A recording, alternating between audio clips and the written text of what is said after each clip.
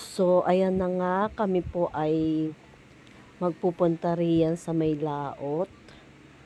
At habang papunta kami ay tumitingin-tingin ako dyan sa talbusan. Dahil mamaya ay mamimitas kami niyan.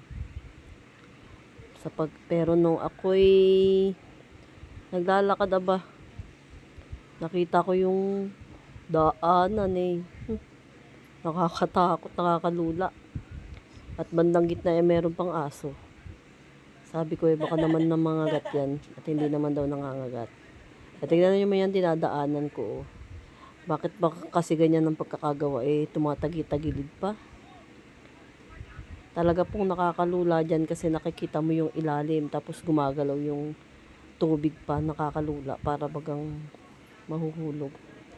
Siya, kahit na nakakalula kinaya ko. Harapin daw ang takot sa ganyang daan. Pero nakakalula talaga. Ayan. Tapos, ewan ko ba, ba't ganyan tumatagi-tagilid pa yung daanan na yan?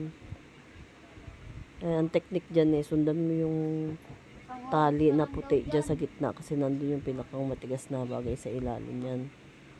Ayan, malapit na.